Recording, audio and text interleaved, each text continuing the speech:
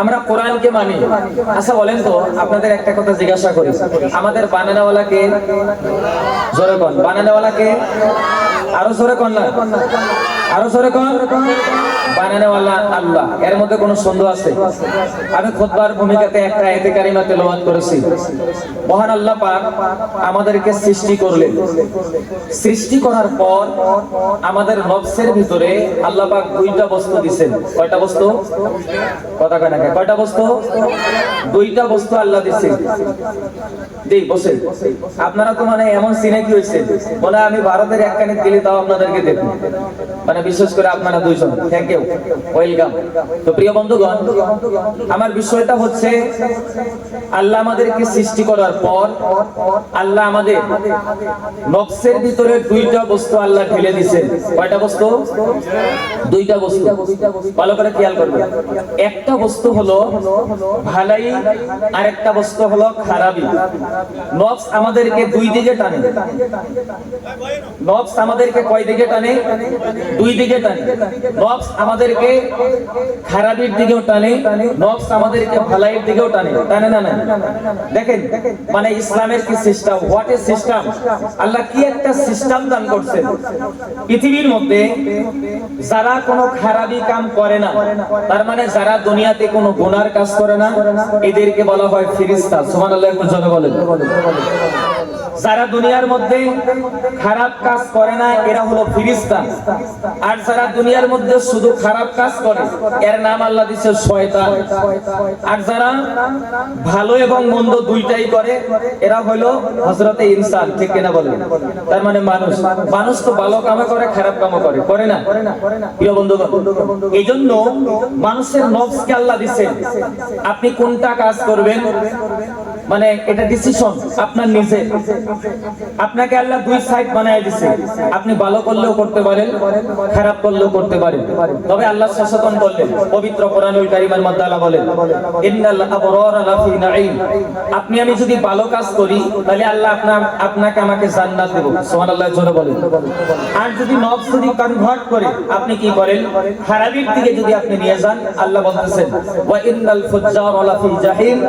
আপনি নিশ্চয়ই করেন, যদি খারাপের কাজ করেন, গুনাহের কাজ করেন, গুনাহের কাজ করলে আল্লাহ আপনাকে আমাকে জাহান্নাম দেবে, এটাও ফাইনাল। আমরা কি কেউ জান্নাত চাই না জাহান্নাম চাই? কোনটা চান? জোরে কোন, কোনটা চান?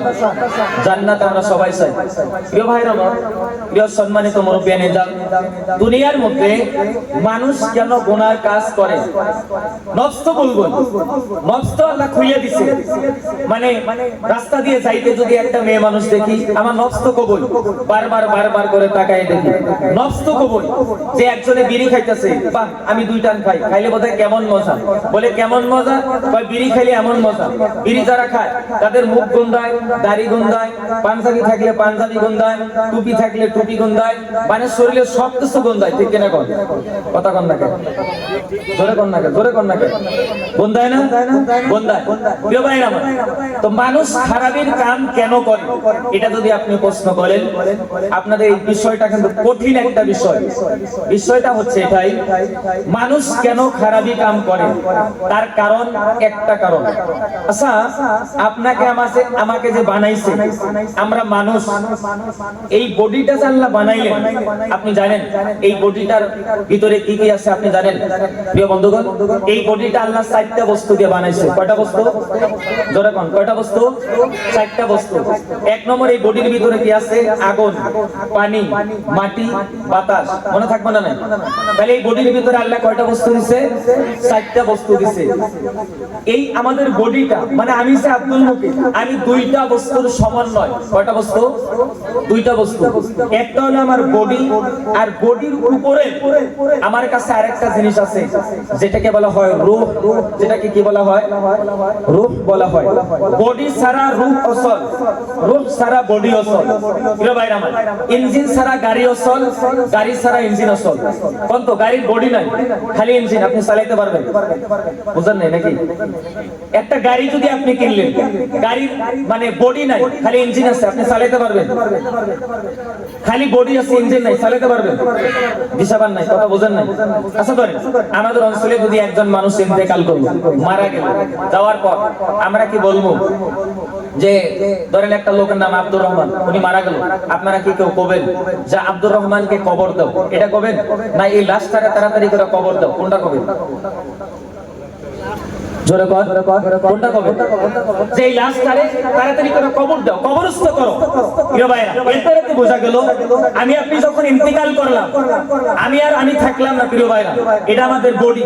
এর দ্বারা বোঝা গেল বডির উপরেও আমাদের শরীরের ভিতরে একটা বস্তু আছে, যেটার নাম কি বললাম? ভুলে যান, বললে তো না, এত রায় এই জন্য ডিস্টার্ব। কি নাম? কি? রূহ। এবার যদি প্রশ্ন করেন হোয়াট ইজ রূহ, রূহ, রূহ কি? যদি আপনি প্রশ্ন করেন, আল্লাহ কোরআনে বলতেছেন ইয়াসআলুনাকা আনির রূহ, আয় নবী আপনাকে একদল মানুষ প্রশ্ন করবে রূহ সম্পর্কে, আপনি তাদেরকে জানিয়ে দেন রূহ অন্য কোনো বস্তু না, রূহ কিন্তু কোনো শাই না, কোনো বস্তু না। রূহ হলো আমার আল্লাহর হুকুম। সুবহানাল্লাহ, একটু জোরে করে বলেন। তাহলে এই শরীরের ভিতরে একটা হলো বডি আর একটা হলো রূহ। আমি বলছিলাম ইঞ্জিন ছাড়া গাড়ি অচল, গাড়ি ছাড়া ইঞ্জিন অচল, রূহ ছাড়া বডি অচল, বডি ছাড়া রূহ অচল। প্রিয় বন্ধুগণ, তাহলে এই বডিরও খাদ্যের ব্যবস্থা আল্লাহ করছেন, দুনিয়ার মধ্যে রূহেরও খাদ্যের ব্যবস্থা আল্লাহ করছেন। এবার প্রশ্ন করতে পারেন যে আব্দুল মুকিত সাহেব, বডির খাদ্য কি, রূহের খাদ্য কি? মানুষ কেন গুনাহ করে? আপনাদেরকে আমি এটাই বোঝাতে চাইতেছি। আজকে মানুষ কেন মাদকদ্রব্য সেবন করে? আজকে যুবক ভাইরা কিসের জন্য তারা শরীরের ভিতরে ইনজেকশন পুশ করে? মানুষ কিসের জন্য? ছোট ছোট বাচ্চারা তারা ট্যাবলেট ব্যবহার করে লাইফকে ধ্বংস করে দিচ্ছে। প্রিয় বন্ধুগণ, এটা আমাদেরকে বুঝতে হবে, আমাদের দোষটা কোন জায়গায়, এটা আমাদেরকে খুঁজে আগে বের করতে হবে। ঠিক কিনা বলেন? প্রিয় ভাইরা, কথাটা ভালো করে শুনবেন। এই জন্য আমি বলছিলাম আমাকে আগে দেন, দুইটা কথা আপনাদেরকে নিয়ে একটু পর্যালোচনা করব। প্রিয় বন্ধুগণ, এবার আপনারা চলেন, এই যে বডিটা আল্লাহ বানাইছে, কয়টা বস্তু দিয়ে আল্লাহ বানাইছে বললাম? মনে থাকবো তো ইনশাআল্লাহ? কয়টা বস্তু? 4টা বস্তু। এই বডির যে খাদ্যটা দেখেন আল্লাহর কি সিস্টেম, আপনি আল্লাহ শুকরিয়া আদায় করবেন না? মানে দুনিয়ার মধ্যে আল্লাহ আপনার আমার বডিটা যে বানাইছে, যে 4টা বস্তু দিয়ে আল্লাহ বডিটা বানাইছে, এই 4টা বস্তু থেকে আমার আল্লাহ এই বডির খাদ্যর ব্যবহার করে। সুবহানাল্লাহ বলেন। দেখছেন আল্লাহ কত বড় খালিক এবং মালিক। আচ্ছা, আমরা যে ভাত খাই, বন্ত ভাত যে খাই, আপনি যদি ধান গাড়েন, মাটির ভিতরে যদি আপনি ধান না গাড়েন, ধান হবো? আচ্ছা, ধানের ভিতরে যদি রস না দেন, পানি যদি না থাকে, ধান হবো? কথা কনা ধান হবো? আচ্ছা, এমন একটা জায়গাতে আপনি ধান গাড়লেন যেখানে অক্সিজেনের ব্যবস্থা নাই, অক্সিজেন ছাড়া মানে হাওয়ার ব্যবস্থা নাই, বাতাসের ব্যবস্থা নাই, আপনার ধান হবো? কথা কনা হবো না? প্রিয় ভাইরা, এটাও যদি বুঝতে অসুবিধা হয়, যেখানে আপনার একেবারে তাপ নাই, একবারে 0 ডিগ্রি সেলসিয়াস, ওই জায়গার ভিতরে যদি আপনি ধান গাড়েন, ধান হবো নাকি বলেন? সুবহানাল্লাহ কোন জোরে, একটু জোরে কোন সুবহানাল্লাহ। আমার আল্লাহ এমন একটা সিস্টেমে আপনাকে আমাকে বানাইলো, এই বডির খাদ্যটা আল্লাহ পাক এই মাটির দিকে তৈরি করে। এবার প্রশ্ন করতে পারেন হুজুর, তাহলে রূহের খাদ্য কোন জায়গা থেকে আসে? প্রিয় ভাইরা, শরীরের বডির খাদ্যটা আল্লাহ তৈরি করে জমিন থেকে, আর রূহের খাদ্যটা আসে আসমান থেকে। সুবহানাল্লাহ কোন? রূহের খাদ্যটা কোন জায়গা থেকে আসে? আসমান থেকে আসে। এবার কইতে পারেন রূহের খাদ্যটা কি? প্রশ্ন করেন না সবাই, এই ছোট ছোট বাচ্চারা প্রশ্ন করো, রূহের খাদ্যটা কি? প্রশ্ন করেন রূহের খাদ্য কি? রূহের খাদ্য হলো আল্লাহর কোরআন, রূহের খাদ্য হলো রাসূলের আদর্শ, রূহের খাদ্য হলো আপনার ইলম, রূহের খাদ্য হলো আপনার আমল, রূহের খাদ্য হলো ভাইরা আপনাদের পর্দা। পৃথিবীর মধ্যে যারা শুধু বডির খাদ্য খায়, এই মাটি থেকে যে তৈরি হয়েছে এই খাদ্য খায়, এই খাদ্য খাওয়ার পর একজন মানুষ মদ ছাড়তে পারে না, এই খাদ্য খাওয়ার পর একজন মানুষ জিন্দেগিতে ইয়াবা ছাড়তে পারে না, এই খাদ্য খাওয়ার পর একজন মানুষ শরীরের ভিতরে ইনজেকশন পুশ করা কোনোদিন ছাড়তে পারে না। আমাদের অঞ্চলে ভুল একটাই প্রিয় ভাইরা, যে রূহের খাদ্যটা আমরা ছেলে মেয়েদেরকে দেই নাই, কোরআনের শিক্ষাটা ছেলে মেয়েদেরকে দেই নাই, সুশিক্ষায় আমরা ছেলে মেয়েদেরকে সুশিক্ষায় শিক্ষিত করি নাই। এই জন্য আজকে ছেলে মেয়ে গুনাহ করে, ঠিক না বলেন? প্রিয় ভাইরা, এই জন্য আপনাদেরকে আমি অনুরোধ করে বলবো, এই দুনিয়া সামান্যতম জিন্দেগি, দুনিয়ার জিন্দেগি কতটুকু জানেন? আমার রাসূল বললেন, একজন মানুষ যদি একটা সাগরের কিনারায় যায়, সাগরের কিনারায় গিয়ে আপনি যদি আপনার এই শাহাদাত আঙ্গুলটা পানির মধ্যে যদি আপনি ডুবিয়ে দেন, আবার যদি আপনি তুললেন, তোলার পর বলেন তো দেখি আপনার এই আঙ্গুলের উপরে মানে পানি আপনি তুললেন, পানি আঙ্গুলের মানে একদম মাথা দিয়ে টপ টপ করে জমিনের মধ্যে পড়বে না? নাই? কথা কন না, করবো না? করবো। আল্লাহ রাসূল বলেন একটা লোক সাগরের কিনারে গিয়ে আঙুলটা সুবিয়ে দিয়ে উঠাইলো, পানি যে তার আঙ্গুলের মাথা দিয়ে টপ টপ করে পড়ে, এটা হলো একজন মানুষের দুনিয়ার জিন্দেগি। আর গোটা সাগরের ভিতরে যত পানি আছে এটা হচ্ছে একজন মানুষের আখিরাতের জিন্দেগি। এজন্য সচেতন হন প্রিয় ভাইরা আমার। আমি লম্বা দিকে যাব না প্রিয় ভাইরা আমার। আমল করেন, নেক আমল করেন। আল্লাহ পবিত্র কোরআনুল কারীমের মধ্যে বলেন আল্লাযী খালাকাল মাউতা ওয়াল হায়াতা লিয়াবলুয়াকুম আইয়ুকুম আহসানু আমালা। আল্লাহ আপনার মৃত্যু দিয়েছেন, আল্লাহ আপনার জীবন দিয়েছেন, একটাই উদ্দেশ্য আল্লাহ, যে দুনিয়ার মধ্যে কে সবথেকে ভালো আমল করতে পারে। আচ্ছা বলেন, আপনি আমি কি সাহাবায়ে কেরাম থেকে বেশি আমল করতে পারবো? কথা কন না, পারবেন? পারবেন না। হযরত ওমর ফারুকের নাম আপনারা শুনছেন না? ওমর ফারুক রাদিয়াল্লাহু তাআলা আনহু ছেলের নাম ছিল আব্দুল্লাহ। হযরত আলী রাদিয়াল্লাহু তাআলা আনহু ওনার ছেলের নাম ছিল আপনার হযরত হুসাইন রাদিয়াল্লাহু তাআলা আনহু। আমরা সকাল বেলাতে ছেলে মেয়েদেরকে মক্তবে পাঠাই, পাঠান না গো? আমরা পাঠাই। আব্দুল্লাহ এবং হযরত হুসাইন রাদিয়াল্লাহু তাআলা আনহু দুইজন মিলে মক্তবের ভিতরে লেখাপড়া করেন। আচ্ছা কোন ছোট বাচ্চারা যখন মক্তবে লেখাপড়া করে তাদের কেসাল লাগে না? লাগে না? তর্ক লাগে। তো হযরত ওমর যখন খলিফা, আব্দুল্লাহ গেছে মক্তবে, হযরত হুসাইন রাদিয়াল্লাহু তাআলা আনহু করছেন কি জানেন? আপনার আব্দুল্লাহর কলমটা নিয়ে লেখার জন্য যে কলম, এখনকার জামানার মতো না, তখনকার জামানায় বাঁশে বা খেজুরের ডাল দিয়ে বানানো কলম, এই কলমটা বারবার করে ফালায়া দেয়। আচ্ছা কোন কলম যদি একজনে বারবার করে ফালায়া দেয় আপনার রাগ উঠবো না? কথা কন না, রাগ উঠবো না? বন্ধুগণ জেনে রেখে দিবেন, মা বোন যারা আছেন কথাগুলো ভালো করে শুনবেন।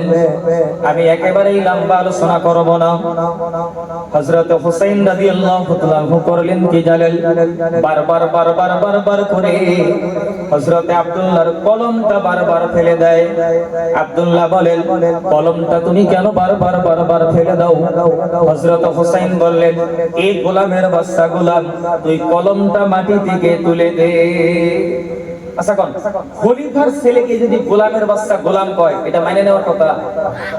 আমগর অঞ্চলে যে সাধারণত মেম্বার সাহেব বা যেটাই হোক, যদি তাকে যদি তার সন্তানকে যদি আপনার এমএলএ হোক এমপি হোক সন্তানকে যদি আপনি দুই একটা মানে বেহা কথা কন, এটা মাইনে নেব কোনোদিন? বাইরে আমার বন্ধুরা আমার শোনারও বাবন ভালো করে শুনবে। হযরত হুসাইন করলেন কি জানেন? আব্দুল্লাহকে যখন গোলামের বাচ্চা গোলাম বলল, আব্দুল্লাহ ডাইরেক্ট মসজিদ নববীতে চলে গেলেন। মসজিদ নববীতে গিয়ে তার আব্বাকে ডাক দিয়ে বললেন, খলিফা হযরত ওমর ফারুক রাদিয়াল্লাহু তাআলা আনহুকে ডাক দিয়ে বললেন, ওগো আব্বা জান, আপনার কাছে আমার একটা বিচার রয়েছে। বলে কি বিচার বলো? ভাইরা আমার বন্ধুরা আমার শোনারা, আব্দুল্লাহ ডাক দিয়ে বলে আব্বা জান, হযরত হুসাইন আমাকে গোলামের বাচ্চা গোলাম বলছে, এর বিচারটা আপনি করে দেন, এর বিচারটা আমি চাই। কেন? আমি হলাম আপনার ছেলে, আমি হলাম আপনার সন্তান, আমি হলাম আপনার মতো খলিফার সন্তান, আপনি হলেন অর্ধেকটা দুনিয়ার প্রেসিডেন্ট, আমিরুল মুমিনিন। আপনার সন্তানকে হযরত হুসাইন গোলামের বাচ্চা গোলাম বলবে, এটা কি কোনোদিন মেনে নেওয়ার কথা নাকি বলেন? হযরত ওমর ফারুক রাদিয়াল্লাহু তাআলা আনহু করলেন কি জানেন? হুসাইনকে ডাকলেন, ডাকতে জিজ্ঞাসা করলো, ও হুসাইন, তুমি কি আমার বাচ্চাকে, আমার সন্তানকে আসলেই কি তুমি গোলামের বাচ্চা গোলাম বলছো নাকি বলো? হযরত হুসাইন একটু বাড়িয়ে বললেন, আমিরুল মুমিনিন, ও খলিফাতুল মুসলিমিন, শুধু আপনি আমাদের গোলাম না, আপনার সন্তান আব্দুল্লাহ শুধু আমাদের গোলাম না, আপনার 14 গোষ্ঠী যত আছে সব হলো আমার নানা মুহাম্মদের গোলাম। সুবহানাল্লাহ জোরে বলেন না তাও? নারে তাকবীর! ভাইরা আমার বন্ধুরা আমার শোনারা, এই কথা বলার পরে হযরত ওমরের চোখ দিয়ে পানি এসে গেল। সুবহানাল্লাহ একটু জোরে কর। হযরত ওমর করলেন কি জানেন? আব্দুল্লাহকে বলেন, আব্দুল্লাহ দাঁড়াও, আজকে আমি বিচারটা একটু ভালো করে করব। বলে কেমনে করবেন?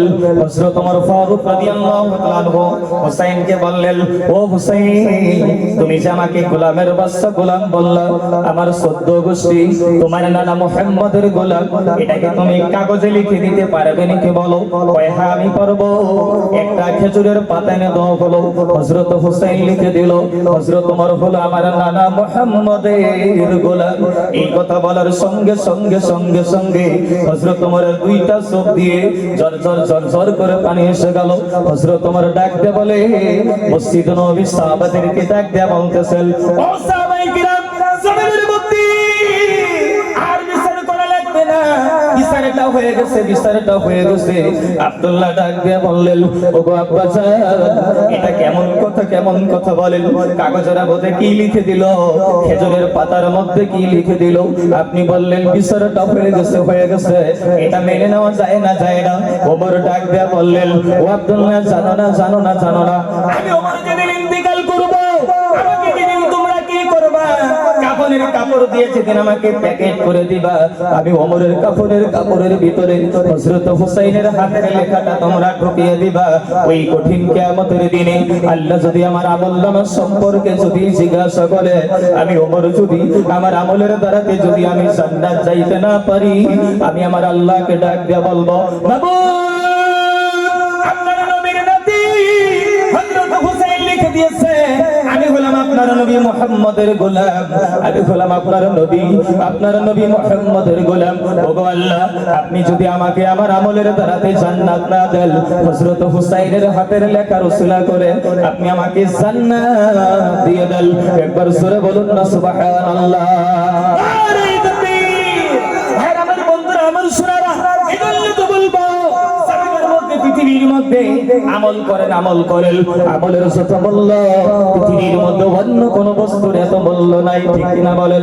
ও বন্ধু, বলেন তো দেখি, আজকে যে আপনারা প্যান্ডেলের ভিতরে বসছেন, একটা লোককে হাত তুলে বলতে পারবেন নাকি, বলে হুজুর আমার জিন্দেগিতে কোনো গুনাহ আমি করি না? কইতে পারবেন? কথা কন্যা কইতে পারবেন নাকি? বলেন, পারবেন না, পারবেন না, পারবেন না। আমি লম্বা করব না, শুধু আপনাদের পা দুটো জড়িয়ে ধরে বলবো, মায়েদের পা দুটো জড়িয়ে ধরে বলবো, হাজার যদি আপনি গুনাহ করেছেন, জমিনের মধ্যে আপনি কি করেন? আজকে যেমন রাতটা গভীর হয়ে গেছে, আপনাদেরকে একটা আমলের কথা বলে যাই, রাত্রি গভীর যখন হয়ে যায়, আপনি জায়নামাজটা বিছিয়ে দেন, জায়নামাজটা বিছিয়ে দিয়ে অন্ধকারের ভিতরে আমার আল্লাহর কাছে হাত তুলে আপনি কান্না করেন, মাবুদ, আমার জিন্দেগিতে আমি এত গুনাহ করেছি, আমার গুনার খবর যদি আমার সন্তান জানতো, আমাকে আব্বা বলে ডাক দিত না, আমার গুনার খবরটা যদি এলাকার মানুষগুলো জানতো, আমাকে এত সম্মান করতো না, আমার গুনার খবরটা যদি আমার স্ত্রী যদি জানতো, আমাকে স্বামী বলে কোনোদিন মেনে নিত না। আপনি যদি রাত্রি গভীর যখন হয়ে যায়, আমার বন্ধুরা, আমার সোনারা, আপনারা যদি আমল করতে পারেন, আল্লাহকে যদি আপনি ডাকতে পারেন, তাহাজ্জুদের জায়নামাজটা বিছিয়ে দিয়ে, নবী আমার বলে রে, পৃথিবীর মধ্যে কেউ যদি তওবা করলো, গভীর রজনীতে জায়নামাজটা বিছিয়ে দিয়ে আল্লাহর কাছে ক্ষমা চায়, নবী আমার বলেন, রাত্রি আসার পরে যেমন দিনের আলো বাকি থাকে না, দিন আসার পরে যেমন রাতের অন্ধকার বাকি থাকে না, পৃথিবীর মধ্যে জমিনের মধ্যে কোন বান্দা বান্দি যদি আমার আল্লাহর কাছে গুনার জন্য তওবা করে, তার কাছে কোনো গুনাহ থাকে না, আমার আল্লাহ সব গুনাহ ক্ষমা করে দেয়। সুবহানাল্লাহ, জোরে বলে। তাহলে রাত্রে উঠে আমরা আমল করতে পারবো তো ইনশাআল্লাহ? কথা কোন না, পারবো তো ইনশাআল্লাহ?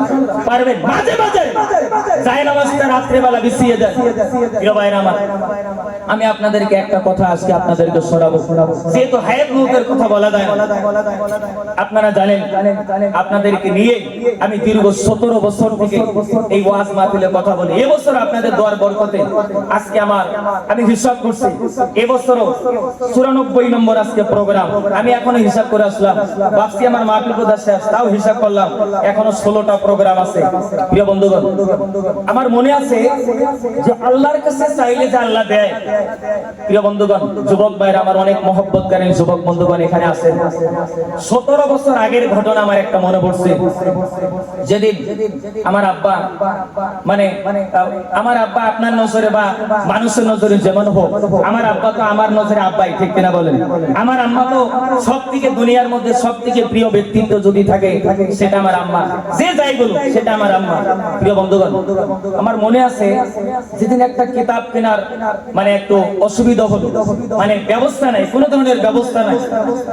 আমি শুনছিলাম মাদ্রাসার ভিতরে যে রাত্রিবেলা যদি আল্লাহর কাছে চাওয়া যায় আল্লাহ বলে কবুল মঞ্জুর করে নেয়। যারা ছাত্র আছে ভালো করে খেয়াল করবো।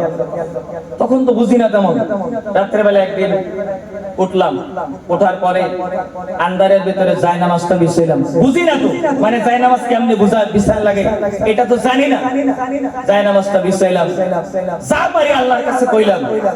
প্রিয় বন্ধুগণ, আমি আল্লাহর কসম করে বলি যে রাত্রে শেষ রাত্রের দোয়া আল্লাহ এমন কবুল করে, ওই দিন থেকে নিয়ে আজকের তারিখ পর্যন্ত আগামীকাল কি হবে এটা আমি কইতে পারবো না। প্রিয় বন্ধুগণ, আল্লাহ আমারে কোনোদিন টাকার অভাব কোনোদিন দেয় নাই। আমার মনে হয় যে রাত্রেবেলা ওই দিন উঠে যা বলছিলাম একটা দোয়াও মনে হয় আল্লাহ ফিরিয়ে দেয় নাই। সব দোয়া আল্লাহর কাছে কবুল হয়ে গেছে। সুবহানাল্লাহ বলেন। আমি আপনাদেরকে অনুরোধ করে বলবো, কি বলবো এত রাতে আপনাদেরকে পায়ে ধরে বলবো, সন্তান লেখাপড়া করতে জানে না, সন্তান কথা শুনে না, আপনি বাবা আপনি মা রাত্রেবেলা জায়নামাজ বিছিয়ে দিয়ে আমার আল্লাহর কাছে কাঁদেন। আজকে আমরা বয়ান শুনি, কোরআন শুনি, অনেকে কি মানে আপনার কি কয় বয়ান শোনার জন্য আসছি যে আমরা একটু কি নিব, এনজয় নিব না। প্রিয় ভাইরা আমার, একটু কান্না করেন, দুইটা চোখ দিয়ে ঝরঝর করে পানি ফেলে কান্না করেন।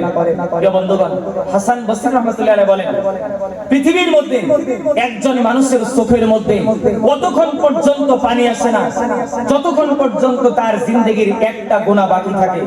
আজকে বলেন তো বন্ধুগণ, আজকে আমরা এত কোরআন শুনি, হাদিস শুনি, রাতে জায়নামাজ বিছিয়ে দিয়ে আল্লাহর কাছে হাত তুলি, আমাদের চোখে পানি আসে না। কারণটা কি জানেন? ভাববেন চোখের মধ্যে পানি নাই, এর কারণটা হলো আমি এখন পর্যন্ত আমার গুনাহ আল্লাহর কাছ থেকে মাপ আমি পাইতে পারি না। প্রিয় বন্ধুগণ, প্রিয় মা বোনেরা, আমি অনুরোধ করে বলবো আপনার আমলের দ্বারাতে আল্লাহ আপনার সন্তানকে যোগ্য সন্তান বানাবো। আপনার আমলের দ্বারাতে দুনিয়ার মধ্যে আপনার সন্তানকে আল্লাহ বাসকান্দি হুজুর রাহমাতুল্লাহ আলাইহি, ইমাম বুখারীর মতো বুজুর্গ আল্লাহ বানাবো। সুবহানাল্লাহ, একটু জোরে বলেন। আমি আপনাদেরকে একটা আমলের কথা বলেই আমি আলোচনা শেষের দিকে চলে যাব। অনেক মা বোনেরা আছে, মা বোনদেরকে আমি একটা কথাই বলবো, মায়েরা একটা আমল করবেন। আপনারা যারা আছেন একটা আমল করবেন। স্বামী স্ত্রী রাত্রেবেলা বিছানায় আপনারা ঘুমান না, যেহেতু বড় ভাই আছেন, চাচা আছেন, জেঠা আছেন, এগুলা কথা মানে বলতে একটু মানে হেজিটেশন হয়।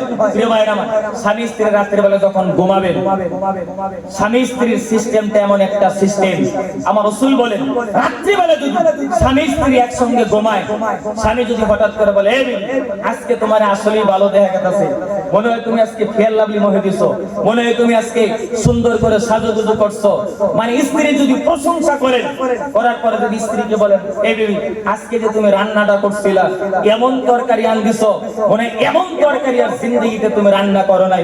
প্রিয় ভাইরা আমার, আপনি যদি স্ত্রীকে ভালোবাসেন, গল্প করতে করতে রাত যদি আপনি কাটান, আমার রাসূল বলেন স্বামী যদি স্ত্রীর সাথে গল্প করে রাতটা কাটিয়ে দেয়, আমার আল্লাহ এই গল্পটাকেও ইবাদতের সাথে মিলিয়ে দেয়। সুবহানাল্লাহ, একটু জোরে বলেন। জোরে কোন সুবহানাল্লাহ, একটু জোরে কোন। আমরা কি করি?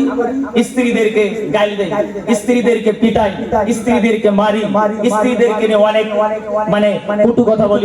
শ্বশুর বাড়ি থেকে যদি আমাকে বাইক দেয় নাই, শ্বশুর বাড়ি থেকে কিবা দেয় নাই, এটা নিয়ে আমরা অনেক কথা বলি। প্রিয় ভাইরা, আমরা অনুরোধ করবো পৃথিবীর মধ্যে জমিনের মধ্যে স্ত্রীকে ভালোবাসেন। স্বামী স্ত্রী যদি রাত্রে বেলা ঘুমান, তবে হ্যাঁ আরেকটা বিষয় কিন্তু আছে, বিষয়টা কমু নাকি কোন কমু? এই পোলাপান তোরা কষ্ট কই কোন, তোরা তো বিয়ে করাস না, গোর কি বুঝোস তোরা? ওটা তো বুঝোসই না তোরা, ওটা বিয়ে করার পরে হে তোরা দিশা পাবি, কেউ নাকি দিশা পাবি। প্রিয় বন্ধুগণ, যখন স্বামী স্ত্রী দুজন মেলা ঘুমাইছে, রাত যখন গভীর হয়ে যায়, তবে একটা নিয়ম কিন্তু আছে, নিয়মটা কয়ে ফেলাই। যদি স্বামী স্ত্রী তো ঝগড়া লাগাটা স্বাভাবিক ব্যাপার নাকি কোন? নারী বাজার স্বাভাবিক ব্যাপার না? কথা কয় না কেন? স্বাভাবিক ব্যাপার না? স্বাভাবিক ব্যাপার। স্বামী স্ত্রী যদি ঝগড়া লাগে, অনেক মেয়ে মানুষ আছে দেখবেন, কব কি জানেন, যে মানে এই যে বিজনেসকে আলাদা করলাম 6 মাসের ভিতরে আর বিজনেস এক জায়গায় হবে না। আছে না নাই কোন? আছে না? মায়েদেরকে বলবো মা বোন, একটা মুহূর্তের জন্য যদি আপনি স্বামীর বিছনা থেকে রাগ করে যদি আলাদা হয়ে আপনি থাকেন, যতক্ষণ আপনি আলাদা হয়ে থাকবেন আমার রাসূল বলেন আপনার প্রতি আমার আল্লাহ লানত ফেরেশতাদের দ্বারাতে লানত বর্ষণ করতেই থাকবে। তার মানে আপনার উপরে অভিশাপ করতেই থাকবে। মা বোনেরা খুব সচেতন থাকবেন। প্রিয় মা বোনেরা, আপনাদেরকে অনুরোধ করে বললাম এই আমলটা দয়া করে করবেন। কারণ স্বামী স্ত্রী ঝগড়া লাগা তো একদম সহজ ব্যাপার। আমি মাঝে মাঝে বয়ানে বলে থাকি, স্বামী স্ত্রী একদিন ঝগড়া লাগছে, তো লাগার পরে মানে স্বামী কইছে তুই আমার সাথে জিন্দেগিতে আর কথা কবি না। কয় না এমন? কয় না? কই না আপনারা? কই না? একটু স্বীকার করেন না। কয় না এমন? কয় না? জীবনে আর কথা কবি না। আচ্ছা কোন মেয়ে করে কি আল্লাহ পাওয়ার কম দিছে? বেশি দিছে না? মেয়েরা করছে কি? কইছে কি আপনার সাথে কথা না কই আমার পেটে ভাত যাবো না। ঠিক আছে, আর কথা আমি কমু না। মেয়েটা করছে কি? কথা কব না। কেউ কারোর সাথে কথা কয় না, মানে কারোর সাথে কারো কানেকশন নাই, একবারে ডিসকানেক্ট হয়ে গেছে। ঠান্ডার দিন স্বামী স্ত্রী দুইজন মিলে ঘরের ভিতরে আছে। আচ্ছা, কারোর সাথে কেউ যদি কথা না কয় ওই সংসারের ভিতরে শান্তি আছে? আচ্ছা কথা কবেন না, শান্তি আছে? সংসার তো জাহান্নাম দেয়। মায়েরা ভালো করে শুনবে, সংসার তো জাহান্নাম। এবার দুইজন মিলে ঘরের ভিতরে আছে, থাকার পর ঠান্ডার দিনে আমগো দেশে একটা নিয়ম আছে, আইসেলের পারে যাইয়া বাঘ যখন নামায় তখন আমরা লুঙ্গি তোলা করে দিয়ে আগুন দেওয়া। আছে না কোন নিয়ম? কথা কন না, কথা কন না। আরে যারা বিয়ে করেন নাই তারা তো কবার পান কথা, বিয়ে তো তোলাবান কইলেও তো তাও আছে না এটা নিয়ম? লুঙ্গি একটু তোলা করে দিয়ে যায় আগুন দেওয়া। তো স্বামী গেছে আগুন দেওয়ার জন্য, স্ত্রী তো ঘর থেকে দেখতেছে, কেউ কিন্তু কারোর সাথে কথা বলে না। স্ত্রীটা ঘর থেকে দেখে স্বামী আমার আগুনের কাছে গিয়ে লুঙ্গিটা উঠায় দিয়ে আগুন তাপায়। বলেন তো বন্ধু, আগুন তাপাইতে যখন ঘাটটা মাবন নামানোর পর আগুনটা একটু গনগনা আগুন আমরা কই, ঠিক কিনা কল? মানে আঙ্গুর ভাষাই কই নাকি কোন গনগনা আগুন কয় বন্ধুগণ। স্বামী তো টেনশন, কারণ যার বিবির সাথে ঝগড়া পুলিশে বুঝে মাসের কয়দিন যায়, এই লোকটার খায়াও শান্তি নাই, ব্যবসা যদি করে দোকানেও যায় শান্তি নাই, চাকরি যদি আমার মতো করে চাকরি করেও শান্তি নাই, ঠিক কিনা বলেন? ও বন্ধু, ঘরের ভিতরে গিয়ে মেয়েটা তাকিয়ে দেখে স্বামীটা আগুন তাপায়, বারবার করে তাকায়। এখন তাকাইতে দেখে যে লুঙ্গি তো হাইসাল পারে গিয়া যখন লুঙ্গি তুলে আগুন তাপায়, লুঙ্গির নিচের সাইডটা নিচে মাসে আর সামনের সাইডটা একটু উপর হয়, ঠিক কিনা বলেন? নিচের সাইডের ভিতরে আগুন তাপাইতে একটু আগুন লাগে ভাব হয়ে গেছে, মানে আগুন লাগবো ভাব হয়ে গেছে, মানে আগুন লাগবেই প্রায়। ভাই আমার বন্ধুরা, আমার শোনারা, এই মেয়েটা করেছিল কি জানে? স্বামীর দিকে লক্ষ্য করে দেখতেছে যে লুঙ্গির ভিতরে আগুনটা লাগে। মেয়েটা মনে মনে ধারণা করে আমি তো আগে কথা কমো না, কারণ আমার একটা মান সম্মানের কথা আছে। আল্লাহ দিলে আমার ভাই ব্রাদার সব একদম হিষ্ট আমার চাচা দাদা সব তেহালা মানুষ, এর সাথে কি আমি নত মনে কি বলেন? ভাইয়ের আমার বন্ধুরা, আমার সোনারা, ও যুবক বন্ধুগণ, ও মুরব্বী বাবারা, ও মা বোনেরা, কথাটা ভালো করে শুনবেন। মেয়েটা ঘর থেকে কইছেন কি জানেন? মেয়েরা এমন চালাক রে বাবা, মেয়েদের মতো চালাক দুনিয়ার মধ্যে আর কোনো জাতি নাই। মেয়েরা ফট করে ম্যানেজ করে নিবার পায়, ঠিক কিনা বলেন? মেয়েটা ঘর থেকে করছেন কি জানেন? মনে মনে ধারণা করতেছে আমি তো আগে কথা বলবো না, এখন চিন্তা করে যে কায়দায় আগুন লাগছে যদি আমি না কই, আগুন লাগে যদি উপরের দিকে আসে পরে আমার ঘটনা বোধহয় কি ঘটবো, ঠিক কিনা কম? মায়েরা বলে চালাক, মেয়েটা ঘর থেকে করেছিল কি জানি? স্বামীর দিকে লক্ষ্য করে বলে ভাই জীবনে আমি কোনোদিন কারোর সাথে আগে কথা বলবো না। আমি তো জিন্দগিতে কারোর সাথে আগে কথা বলবোই না। কারো লঙ্গিতে যদি আগুন লাগে আমি এইটাও কোনোদিন বলবো না। দেখছেন কাণ্ড? কারো লঙ্গিতে যদি আগুন লাগে এটাও আমি কোনোদিন বলবো না। স্বামীটা চট করে পিছনের দিকে ঘুরে তাকিয়ে দেখে লঙ্গির ভিতরে আগুন লাগছে, তাড়াতাড়ি আগুন নিভিয়ে দিয়ে বিবির কাছে গিয়ে বলে, ও বিবি, আমার জিন্দগিতে কোনোদিন তোমাকে গাল দিব না, তোমাকে আমি কটু কথা বলবো না, তোমাকে কোনোদিন আমি মারবো না।